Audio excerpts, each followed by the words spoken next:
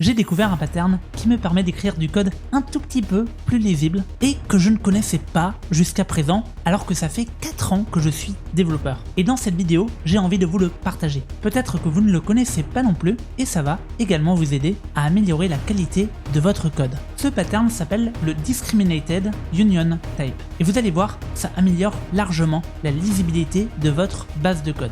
Dès que je l'ai découvert, j'ai tout de suite commencé à l'implémenter dans mon projet Remix. Pour vous faire la démo, j'ai installé un nouveau projet Remix. Et ce qu'on va faire, c'est qu'on va créer une nouvelle route qu'on va appeler par exemple type.tsx. Et à l'intérieur de cette route, nous allons ajouter une méthode action. Et à l'intérieur de ce fichier, nous allons créer un nouveau type. Et nous allons l'appeler par exemple user actions.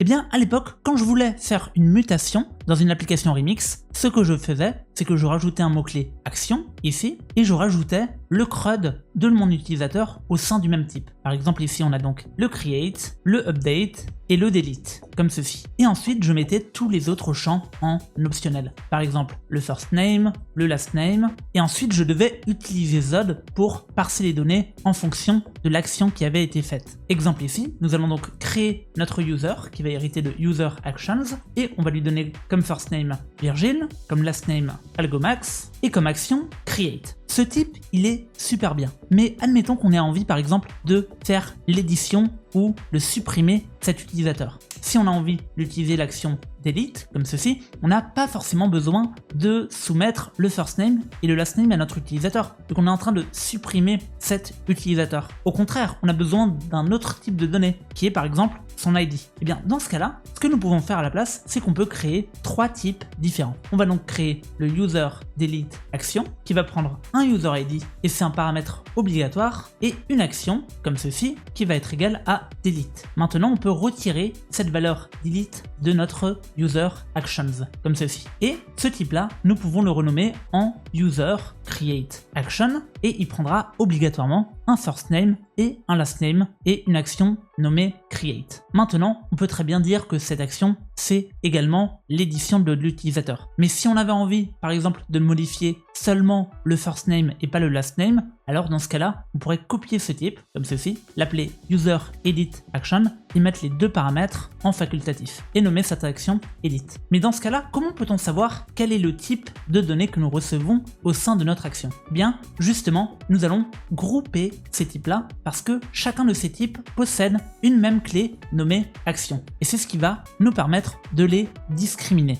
C'est-à-dire, là on va créer un 4e type qu'on va rappeler user actions et il est égal, comme Copilot nous le suggère, à l'un des 3 types. Maintenant, on peut voir que j'ai précisé la valeur delete à mon action. Alors qu'est-ce que ça veut dire? Ça veut dire que dans l'action delete, on a seulement besoin de soumettre un user ID. On n'a pas besoin de soumettre le first name ni le last name. Donc TypeScript va m'auto-compléter seulement la valeur qui est obligatoire. Par contre, si j'avais à la place utilisé comme valeur l'action de create, ici on peut voir que ça va changer le type de ma donnée et ça a sélectionné le type qui contient une action qui a comme valeur create, qui est donc le user create action. Ce qui est génial quand on fait ça, c'est qu'on peut donc ensuite créer une fonction qu'on va appeler manage user et qui va prendre un user de ce type là. Et maintenant, on peut faire un switch sur le user.action. Et en fonction de la valeur de cette action, nous sommes sûrs d'avoir l'autocomplétion avec le first name et le last name pour le create. Mais pour le delete, nous avons le typage fort sur le user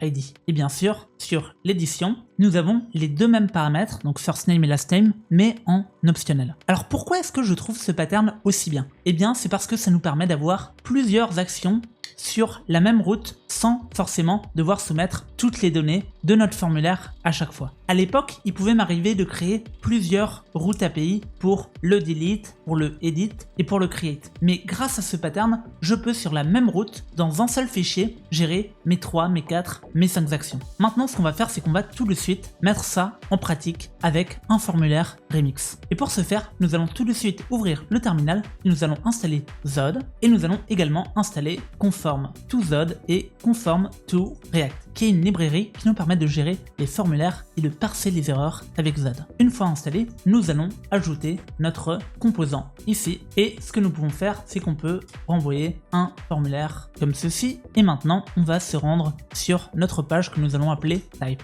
Et bien sûr, on lance le projet à nouveau. Ce qui est exceptionnel avec ces types, c'est qu'on va les transformer en schéma Zod. Et nous allons les nommer comme tels. On va donc prendre ce premier type. Nous allons importer Zod, nous allons dire que c'est un objet et nous allons utiliser Zod.string pour le string et Zod.literal pour notre action. Nous allons répéter l'opération pour nos 3 types et pour le dernier type, nous allons mettre que user_action est égal à un Z.union en prenant donc les 3 schémas Zod que nous venons de créer. Maintenant que c'est fait, on va effectuer un parse de ce schéma Zod côté serveur. Et pour ce faire, nous devons d'abord récupérer le form data, donc les données du formulaire qu'on vient de soumettre, et ensuite nous allons faire un parse with Zod qu'on importe depuis la librairie de conform en lui donnant comme paramètre le form data et ce schéma Zod. Bien sûr, on sauvegarde cette valeur dans un submission et si jamais le statut n'est pas égal à success, alors dans ce cas-là, on peut renvoyer un message d'erreur côté client avec le submission.reply.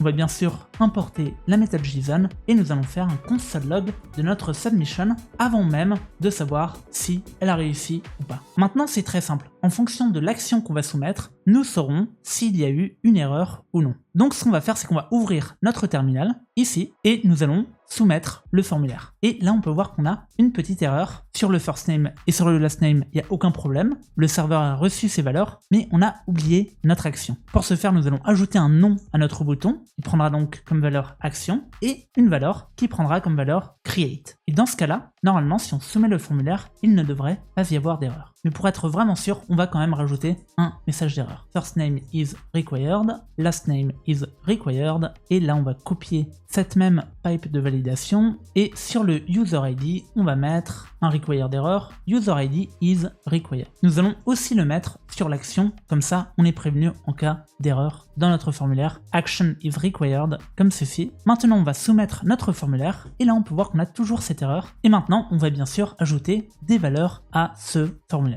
Si on soumet ce formulaire-là, là on peut voir qu'on a une erreur parce que, en fait, on a eu le statut success ici, comme on a reçu des valeurs, et on a oublié de renvoyer nul ici. Donc ici, on est à ce niveau-là, et si jamais notre formulaire n'est pas validé, on renvoie une erreur. Mais s'il est validé, dans ce cas-là, on peut récupérer l'action qui est contenue dans submission.value, on va la déstructurer comme ceci, et nous pouvons de nouveau faire notre switch sur l'action à effectuer avec chacun de nos cases. Donc dans le cas où on fait un case qu'on create, eh bien on va pouvoir déstructurer toutes les valeurs, c'est-à-dire first name et last name de notre objet qui a été parsé par Zod. Si on fait un console log de submission.value et qu'on écrit le code pour les 3 cas différents, ici pour le delete et ici pour le edit, on pourra voir dans notre objet qu'il héritera de chacun des types qu'on a définis plus haut, ici. Il suffit même de faire un survol de souris pour voir sur le edit qu'on a donc une action edit et un first name optionnel, et sur le delete, on a un user ID et une action de delete. Et ce qui est marrant, c'est qu'on peut même ajouter cette logique au sein du même formulaire. Je viens de rajouter un bouton pour chacune des actions. Le create qui a comme valeur create, le edit qui a comme valeur edit,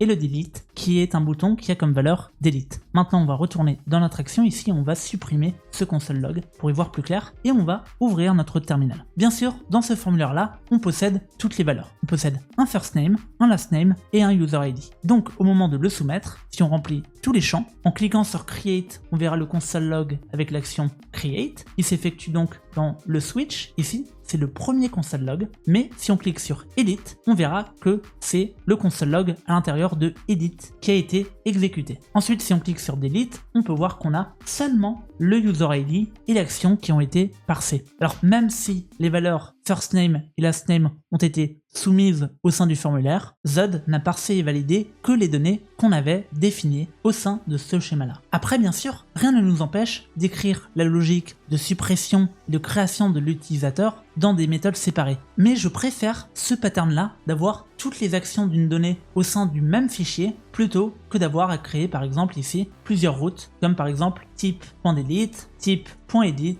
et type .create. Parce qu'au final, pour certaines données, ça ne vaut même pas la peine d'optimiser le code. Ici, on peut voir, pour cet exemple hyper concret, que bien qu'on exécute 3 actions différentes dans le même fichier, le code reste plus ou moins lisible ici. Si on fait par exemple un await create user, un await delete user et un await edit user, on peut conserver un composant qui est très lisible. Alors dis-moi ce que tu as pensé de ce pattern. Est-ce que tu le connaissais et est-ce que tu vas l'utiliser pour améliorer le code de ton app? N'hésite pas à répondre dans les commentaires. Ça m'intéresse vraiment de savoir si je suis le seul à le découvrir que maintenant. J'espère que cette vidéo t'a été utile et on se retrouve très bientôt. A plus.